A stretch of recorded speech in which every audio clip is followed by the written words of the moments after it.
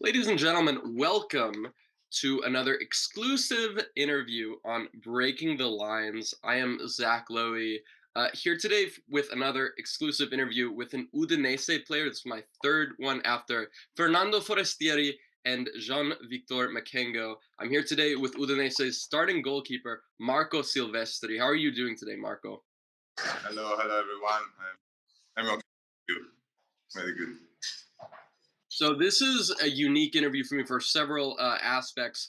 One, you are my first Italian player I've had the chance to interview. Buonasera, and also we've one thing that I've done is open this up to a lot of questions from my followers.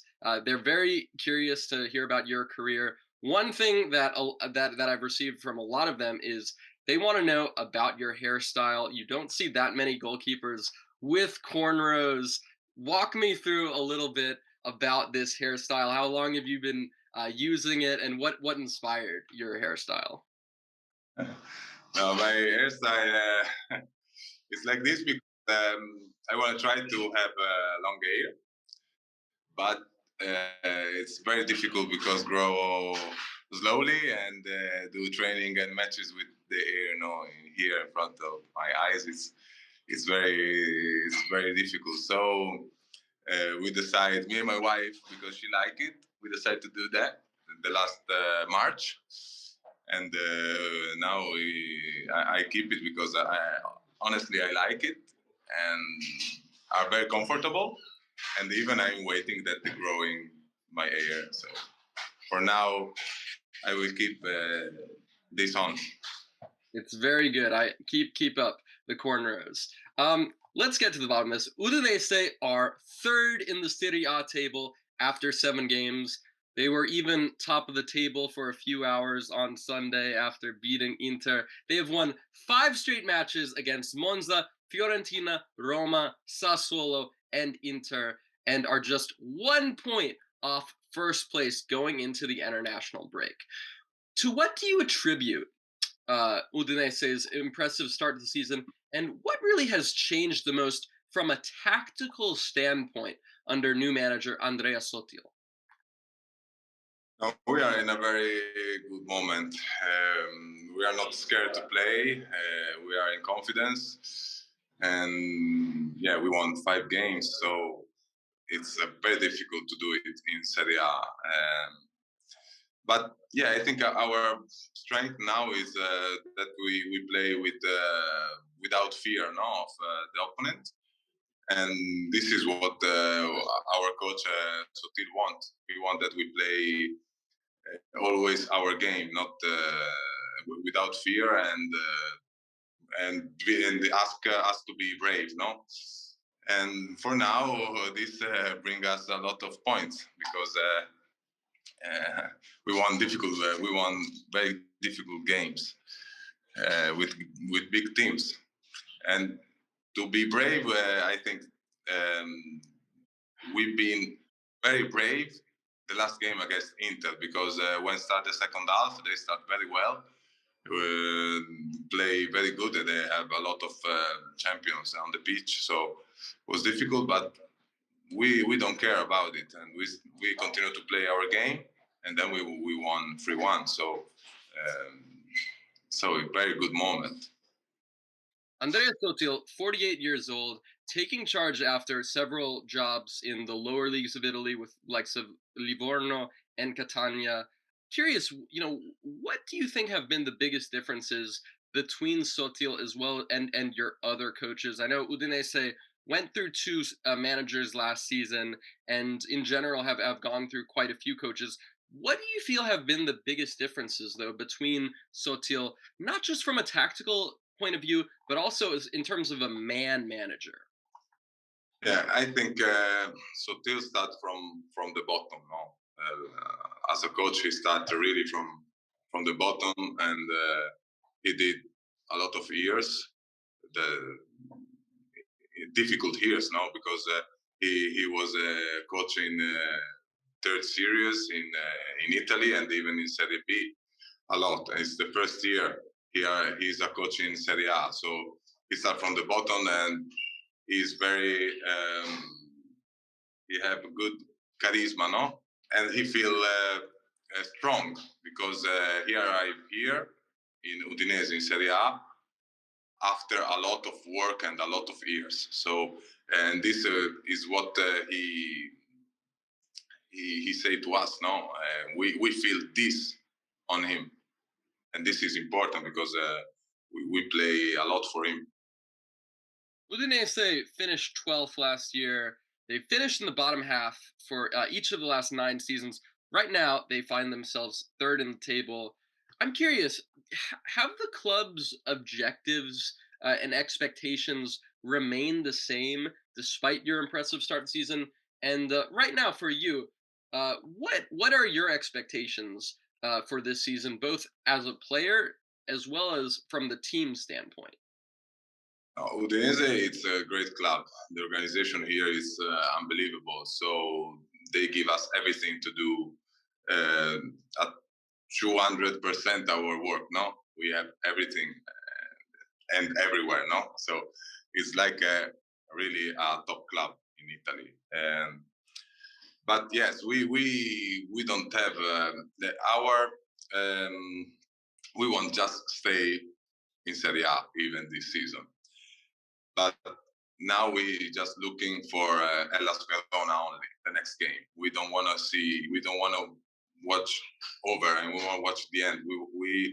We want to see game by game after game, and now we are focused only on Hellas Verona. This is our strength now. We have to be this.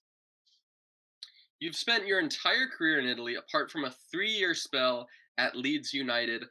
What do you remember the most from your time in England? What were the biggest positives and negatives of your time at Leeds? And what was it like to watch them return to the Premier League after so many years? Leeds, it's a very big club, historic club in England. Is one of the biggest club, and it's good to see them in the Premier League because they deserve to stay in Premier League because the fans are unbelievable. The city is very good, and they live of football now in Leeds, and they deserve to be in Premier League. I'm very happy of this, and for me it was good be there 3 years because I played in a different country in a uh, different style of football than Italy, and I learned a lot there, a lot um, because the football there is very different. There it's more quick, it's more physical, and even from the goalkeeper, no, the referee never say foul on the goalkeeper.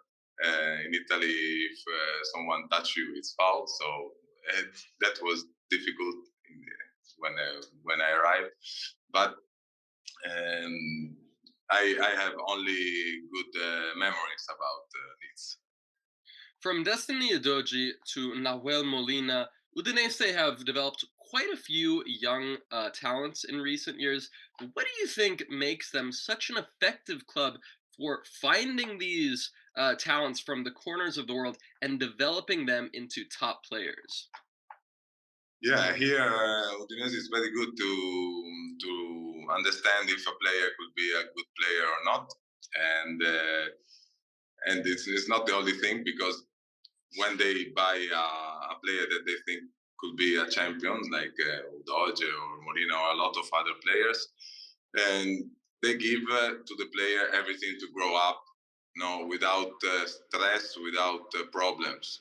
And here, a young player can do a mistake without problem, no. So give Udinese give the time to the player to grow up, and this is, I think, is a very smart things. And now Udinese have good last come si dice cessioni, sorry. Sell players. Last sell, no? Last years they sell players and take good money. So this is good for a club like Udinese. This is a bit of a weird season. You've got a World Cup being played in November, Champions League matches every week as opposed to every 2 weeks. How do you think that having this mid-season World Cup is affecting the competition in Serie A, if at all. Yeah, I think the season this year is very strange, and it's difficult for the big club because they play 2 times a week every week. So it's very difficult. I think when the season start again in January, will be a new season, and we are not, and it's new for everyone. These things we are. I don't know if we are ready to do it because it's very strange to think about this because it's the first time in the story of Serie A. Did you always play as a goalkeeper? And if so, who were your goalkeeping role models growing up? Yeah, I always play goalkeeper because in the family I was the youngest with my my cousin and my brother, so they put me in goal, and yeah, that always goalkeeper. And Buffon, of course, I'm Italian, so Buffon is the number one, and Dida because I am a AC Milan fan. Dida was Dida and Buffon my idols, yeah, at all. So basically, you have your brother not wanting to play in goal to thank for your Serie A career. Yeah, my brother and my cousins. Yeah, Curious, what has been the hardest thing mentally that you've had to deal with in your professional career? it's very difficult playing goal because you have to be focused all the game, and sometimes maybe you don't do one save, or you do the first save at 90 minutes now. So it's difficult be on the game all the game without without put down the focus. No, this is the most difficult thing, and sometimes I feel more tired after the game when I don't do saves or I do just one or two saves a game. After the game, I'm tired a lot, and but sometimes when I do a lot of saves in a game, I don't feel tired after the game. So all it's mental, and it's the most difficult thing. So and this is why the big the champion, the big goalkeeper, um, have to be strong to play in the biggest club because maybe the Courtois in Liga, maybe they shoot on goal one time a game, not more. Another question from one of my followers: who is the toughest forward that you have played against in your career? I'm lucky because I play against Cristiano Ronaldo, and I think he's unbelievable. He can do things in every time, in every moment. Sorry, in every moment he can do everything. So it was good to play against him. Yeah. Speaking of tough strikers, Beto has been a crucial fixture in attack since arriving from Portimonense last summer. Has there been anything that surprised you with regards to Beto, and what do you think of him as a player, as well as how far he can develop? I think Beto is a very good striker. He scored goals. He ran a lot. He defended it. And but I think the biggest quality of Beto is that he wanna grow a lot. He want improve a lot his skill, his his run, everything. Every training he worked very hard, and I think this could bring him in very good clubs in the future because he's young and he have everything for be a great striker, a world class striker. That is something that is so important as a player, always wanting to improve, always wanting to fix your weaknesses. I'm curious, at 31 years old, you are sort of in the, shall we say, a midpoint of your career as a goalkeeper. Have there been any things that you feel you have improved as a goalkeeper over the past year or since Andrea Sotil took charge? But I think in goal you can improve always. Even when you are 40, you can improve something. I feel right now that I have to improve more the game with the feet because now this football need that the goalkeeper play and understand when have to play. So this is one of the biggest things I have to improve because now that the football goes in that direction. We've got a question coming in from Kane Bethel. What would affect your game more? Having your gloves on the wrong hand or your boots on the wrong foot? No, no, for us to have the gloves in the wrong hand.